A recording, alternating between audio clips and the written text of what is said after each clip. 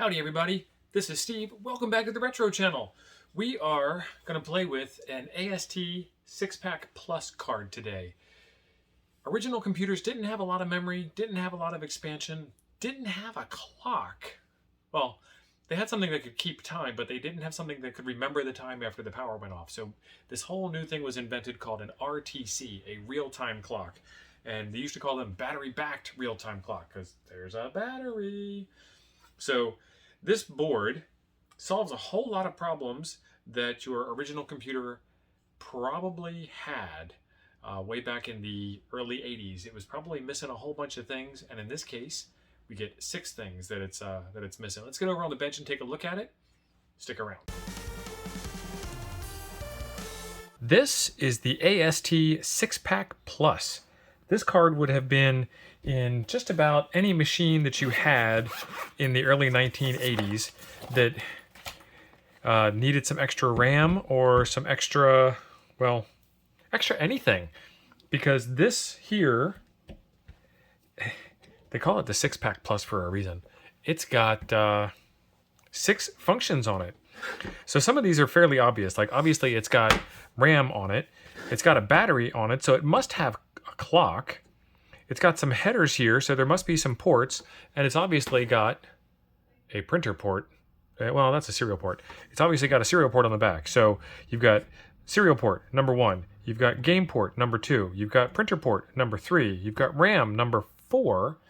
You've got clock, number 5, and calendar, number 6. I don't know why they did clock, calendar as 2 different things. I need to check to see if this battery has any charge to it. See, multimeter probes. Never knew they were good for that. Let's get our multimeter out here. And we've got voltage, and it's supposed to be a 3-volt battery. So positive on top, negative on the bottom. That sucker's dead. Let's get a replacement battery. This is a BR2325. I hope I've got one. It's pretty thin. I'll be right back. All right, new batteries have been acquired. This is the old battery, and these are not the right size battery, but if they fit, it should be fine. All right, that's 3.1 volts. That should be good. Let's see if we can get her in there.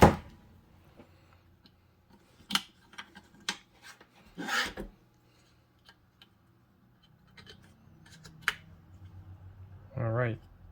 So because of the way that this thing is set up, there's a contact on the bottom and there's a contact on the top. So that should do it. And if not, I don't have another battery, so we're SOL. Let's go get this thing in the machine and get it tested out and see what it looks like. All right, let's get ready to install this thing. One of the things that you should do, bam, before ever installing a new card is make sure that the machine works as is. So we'll turn that on. We'll get set up over here to take a look. She's booting. 256K of RAM. Oh, this thing's a screamer. See how much memory it says. Oh, yeah, that's fun. We'll worry about that later. That's not important for this video. 256K of memory, 211,632 bytes free. She's working. Let's get this other card installed.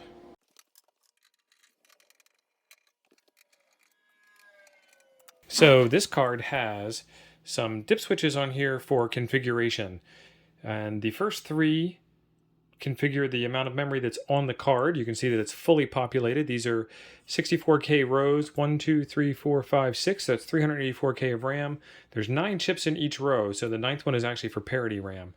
And then I need to configure that with the first few dip switches there. The second set of dip switches tells this card where the internal system memory ends, and then the last one tells it whether to turn parity on or not. And switch 7, it's anybody's guess. I don't know. All right, so that's how that card works. Let's get this case off. Ugh. Camera's in the way. You didn't see that. Let's get this installed in the last slot here. All right, and this is a full-length card. So let's go mobile here for a second. Full-length cards have to slide into these slot covers in the front, and then they just install in the bus like any other card does. There you go. This full-length card is the SixPack Plus. This is the I don't know why they did this. But this is the actual CPU card that's got the CPU on it. That's why they call it the CPU card. And then the back plane on the bottom actually has the floppy controller built into it. Who knows? Anyway, let's get you back on the stand, and then we'll get rearranged and booted up. No complaints so far. There we go. 640K of RAM. This card is doing the thing.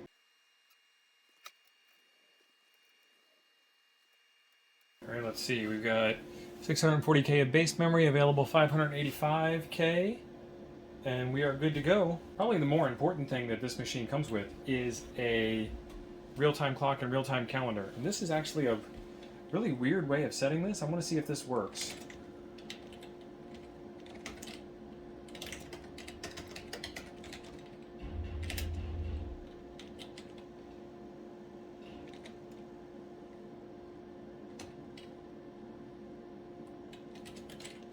What you're supposed to do is run this set clock program, which puts the resident clock calendar processor in memory, and then you're supposed to type in date, and let's do the date of 10-12-13 and see what it says. It doesn't like 10-12-13. 10-12-2013. Okay, that's good. Time. And the time is not 00. Let's do 10 hours, minutes, seconds. Okay, so that works. Alright, so now we've got the date and time set. And what we need to do is put this AST clock program into our AutoExec bat. Actually, you know what I'm going to do first? I'm going to reboot the machine without that set up. And we'll verify that it didn't work, and then we'll run the clock utility manually and see that it did work. Huh. Oh, I didn't turn it off. Let's turn it all the way off and see if that does it.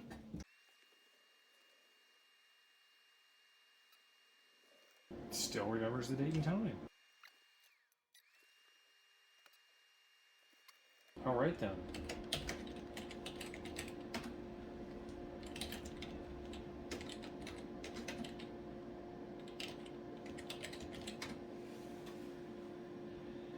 Oh, it changed it back. It thinks. 1970. Okay, it doesn't understand that. 1980.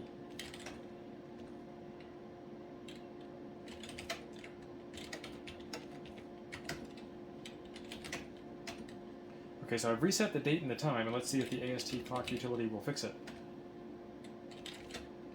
It did fix it. Excellent. Okay, so what did that prove? That proved that, first off, DOS 3.3 that's on this machine is newer than the card that's installed. And that means that DOS 3.3 understood kind of a standard of what RTC cards were supposed to be by the time it came out, and it sets itself. That's awesome. So I don't need to put the AST clock utility in, but if I did, let's go ahead and do it anyway, just for grins.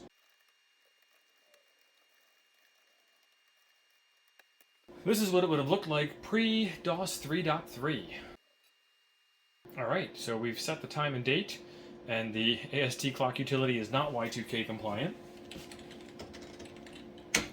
But it actually, the clock itself is Y2K compliant, which I find interesting. And we've set the date and time. So that battery hack job did work, and the clock works, and the memory works. Those are the important things to me, so I'm thinking this is a success. Love it. This was a quick one for you, but there is a video right over there that I think you'll enjoy next. Thanks for being awesome.